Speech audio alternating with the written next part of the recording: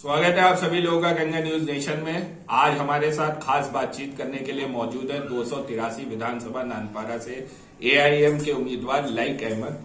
आइए उनसे जानते हैं कि एआईएम इस बार उत्तर प्रदेश विधानसभा चुनाव में कितनी सीटें जीतने जा रही है और एआईएम अगर उत्तर प्रदेश में सरकार बनाती है तो उनके विकास के मुद्दे क्या होंगे। मैं मौलाना लाइक अहमद शाह हल्के असम्बली 283 विधानसभा का कुल हिंद मजलिस इत्तेहादुल मुस्लिमीन की जानिब से उम्मीदवार हूँ। हमारी पार्टी पूरे उत्तर प्रदेश में तकरीबन मजबूती के साथ 100 सीटों पे चुनाव लड़ने की तैयारी कर रही है। क्योंकि हमारी पार्टी उत्तर प्रदेश में ज़मीनी हकीकत पे मजबूत है, इसलिए अगर हमको आवाम अपनी दुआओं से वोट दे करके विधानसभा भेजती है तो सबसे पहले हमारे लिए इलाकाई मुद्दे सबसे अहम होंगे। ख़ास तौर से नानपारा विधानसभा जो 1901 से तहसील है, लेकिन यहाँ भी पर जितने भी एमएलए बने उन्होंने सिर्फ और सिर्फ नानपारा को पीछे करने का काम किया। न नानपारा में कोई विकास है, शिक्षा पे, तालीम पे, ना ही रोड पे, हर एतबार से नानपारा पीछे हो गया।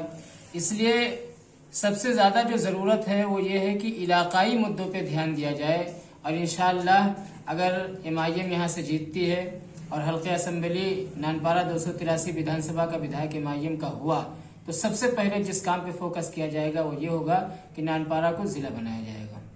बात करें एआईएम की तो पहले आप लोग की बात चल रही थी शिवपाल यादव जी के साथ, फिर उसके बाद ओपी राजभर के साथ आप लोग की बात चल रही थी, लेकिन कुछ कारणवश आप लोग का गठबंधन नहीं हो पाया और अभी आप अलग चुनाव लड़ रहे हैं। तो क्या इस बार जो आपकी 100 सीट पर फोकस है तो उन 100 सीटों में कितनी सीट आप जीतने जा रहे हैं? और जैसे अगर हम नानपारा 283 विधानसभा की बात करें तो जैसा आपने कहा कि यहाँ इसको जो है डिस्ट्रिक्ट बनाया जाएगा, जिला बनाया जाएगा, लेकिन आज भी यहाँ पे स्वास्थ्य की सेवाएं, शिक्षा की सेवाएं उतनी अच्छी नहीं है जिस प्रकार एक डेवलपमेंट कंट्रीज में होनी चाहिए।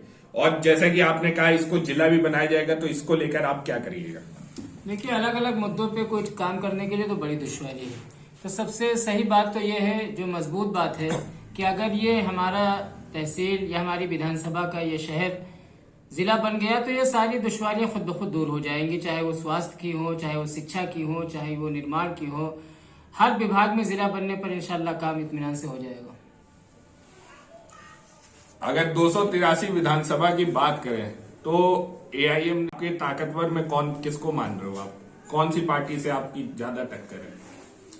देखिए, हमारे हल्के में जो भी उम्मीदवार अभी है उनको किसी पार्टी ने डिक्लेयर तो किया नहीं है, लेकिन फिलहाल जो लोग सामने हैं उनमें से सबसे अहम लड़ाई हमारी भाजपा के साथ है। बीजेपी से हमारी लड़ाई है और ये आने वाले वक्त में आप जरूर देखेंगे कि हम बीजेपी को हराने का काम करेंगे। उसके अलावा जो भी उम्मीदवार हैं उनका ना कोई पहलू है, उनकी ना कोई सोच है, उनका ना कोई जिम्मा है। इससे पहले भी आवाम ने उनको वोट दिया, वो तो एक मदारी की तरह, बंदर की तरह, कभी इस डाल पे कभी उस डाल पे, जैसा मौसम देखते हैं वैसे वो चले जाते हैं। कभी वो भाजपा में है तो कभी कांग्रेस में। भाजपा में रहे तो उन्होंने एक मखसूस आवाम के ऊपर, मखसूस कौम के ऊपर सिर्फ मुसलमानों को गाली दिया, मुसलमानों के ऊपर उन्होंने मुकदमे कराए। आवाम से उनका कोई लेना देना नहीं, सिर्फ उन्होंने अपनी जमींदारी दिखाई, अपने ही बच्चों पे ध्यान दिया और सिर्फ अपने मकानात बनाए, अपनी तरक्की पे ध्यान दिया। नानपारा या नानपारा वासियों पे कोई ध्यान नहीं दिया। उन्हीं की वजह से नानपारा 50 साल पीछे हो गया। इसलिए लड़ाई तो सिर्फ भाजपा से है, भाजपा को हम हराएंगे, आवाम हमारे साथ है। हम लोग जमीनी सतह पे मेहनत कर रहे हैं। 388 बूथों पे हमने संगठन खड़ा कर दिया है। हमने कई प्रधानों से राब्ता किया है और सारे प्रधान अल्हम्दुलिल्लाह हमारे साथ हैं, जिम्मेदार हमारे साथ हैं और मुसलमानों के साथ साथ दलित भाई भी हमारे साथ हैं। हम भाजपा को हराएंगे और जीतेंगे इंशाअल्लाह, और जीत करके वो काम करेंगे कि नानपारा एक तारीख रकम करेगा अपने विकास के एतबार से एमआईएम की सरपरस्ती में। एक आखिरी सवाल, आज कांग्रेस पार्टी ने अपना घोषणा पत्र जारी किया जिसमें उन्होंने युवाओं पे फोकस किया है, तो क्या युवाओं को खुशहाली जैसे माहौल, जैसे रोजगार पे उन्होंने कहा है कि हम 20 लाख रोजगार देंगे, तो अगर आप किसी के साथ सरकार बनाते हैं तो क्या युवाओं को आप खुशहाली जैसा माहौल कैसे देंगे? देखिए, इस मुल्क का ही नहीं, हर दौर का जो मुस्तकबिल होता है उसका नौजवान होता है, जो भविष्य होता है उसका जो युवा होता है। हमारे यहाँ जो आप कांग्रेस की बात कर रहे हैं, क्या है कांग्रेस?